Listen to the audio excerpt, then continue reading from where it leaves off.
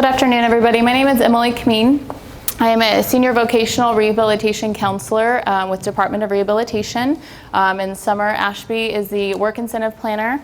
And we're going to go over kind of a rundown on what the department is and what services we provide and kind of the flow to our program.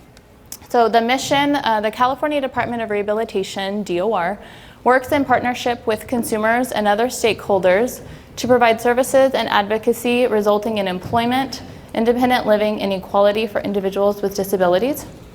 We work with both adults and youth with disabilities. I'm just going to go down on what each team member is, what our unit consists of, and sort of a little rundown on what they do. So the team manager provides supervision and support to the VRSD team. The senior vocational rehabilitation counselors facilitate the effective delivery of services to consumers within the VRSD team. The service coordinators provide a variety of support related to the planning, arranging, coordinating, and monitoring the services available to the consumers to enable them to become employed. The employment coordinator provides support relating to employment, placement activities, employment preparation skills, and marketing to increase employment opportunities for individuals with disabilities. The office technician provides technical and clerical support to the VRSD team, and the work incentive planner provides support relating to Social Security benefits. So our VR vocational rehab service delivery process. So we start with the orientation and intake forms, the initial interview, assessment process, eligibility, the individualized plan for employment, employment services, and closure. So with our orientation, you can access our orientation on our website. You can call our office to schedule an appointment because the orientation, we're limited on space, and then you can come into our office to schedule an appointment as well. We can, so if you're referring your consumer to Department of Rehab, having them call or fill out an application online is probably the best way to go about it. And they do have to complete either the orientation or at least the application online to get the intake packet. So once the orientation is completed and the intake packet is provided, the referral form is completed, initial interview will be scheduled. At that appointment, the counselor will obtain essential information regarding the consumer and their disability in order to complete the assessment process. So with the assessment process, during the assessment, the counselor and the applicant will discuss how the applicant's disability, or what the applicant's disability is and how it affects their ability to work. The types of Department of Rehab services needed to become employed. The assessments, the relevant assessments may need to be done to determine the services and assistance needed to obtain and maintain a job. So to be eligible for our program, an individual must have a physical or mental impairment that substantially impedes their ability to secure employment, and vocational rehab services are required to prepare for, secure, retain, or regain employment. They must be able to benefit from Department of Rehab services in terms of an employment outcome in an integrated setting, and they must be able to provide medical documentation such as school psychological report and medical records from a physician. If they do not have those records, they can provide at least the sign the consent form so we can obtain those medical records. And the individualized plan for employment. So the IPE is a written plan listing the job objective and the DOR services that we will be provided in order for the consumer to reach that employment goal. The consumer and the counselor will discuss the unique strengths, resources, priorities, concerns, abilities, interests, and informed choice in order to develop the plan. So some of the services that we provide is counseling and guidance, referral services to our WIP, our work incentive planner.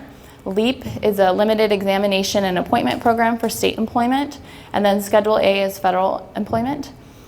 Training, so we do offer assistance with tutoring, books, training materials, tuition. It's individualized though, not every single consumer who comes to our office has the is a good fit for some of these different programs that we put them in.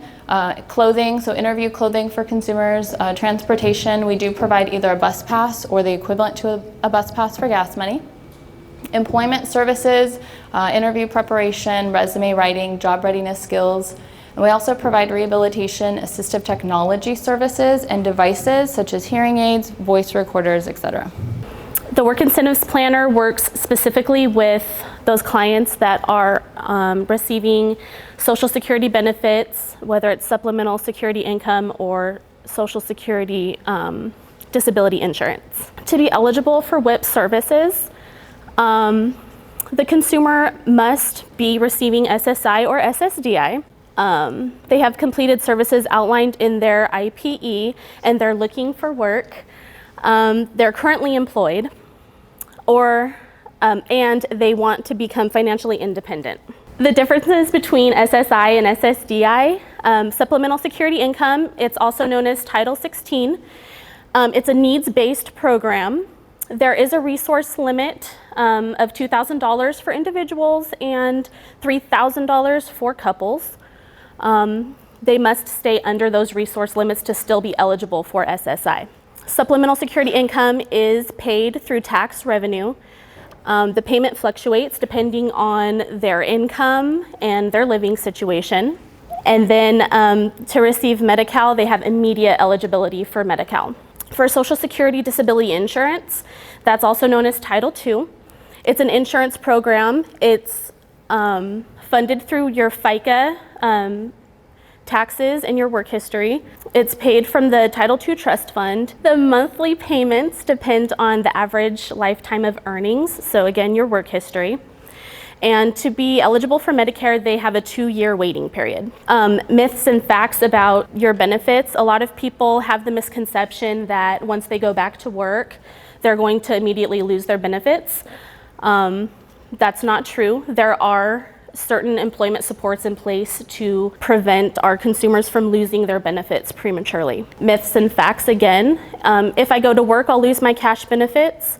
Again, there are employment supports in place to ensure that they don't lose their cash benefits prematurely. If I go back to work, I'll lose my Medi-Cal or Medicare. There are Medi-Cal and Medicare programs designed specifically for people with disabilities who work. If I go to work and have to stop because of my disability, I won't be able to get back on benefits. If the person has to stop working due to their disability, there are reinstatements that they can jump right back onto their benefits without having to file a new application. Medi-Cal and Medicare is a really big thing with a lot of our consumers. That's one of the main reasons they're afraid to go back to work. They can earn up to $36,738 and still keep their Medi-Cal under the 1619B program. Or if they make over $36,738, they can use the Medi-Cal Working Disabled program and they can earn up to $61,332. The work incentive programs, the two programs are different. So there are some different work incentives for SSI versus SSDI. For SSI, there is a general and earned income exclusion. There are impairment-related work expenses. There are blind working expenses. And there's a student earned income exclusion. For SSDI, they have a trial work period that allows them to work up to for 9 months and still receive their SSDI benefits. There's an extended period of eligibility where they can get back on benefits without having to file a new application. Impairment-related work expenses, and then a continuation of Medicare where they can continue receiving their Medicare for 7.5 years after their trial work period. For the closure of our cases, we have successful and unsuccessful closures. A successful closure is when our consumer is employed for 90 days. Unsuccessful closure is when the consumer is no longer interested in our services from DOR. They lose contact, we lose contact with the consumer, or the consumer is not actively participating. And then as far as performance measures, we do follow the individuals for a period of time similar to those of ETR. Any questions? So his question was, does Department of Rehab pay for the medical records? And the answer is yes, we pay up to a certain amount for the medical records.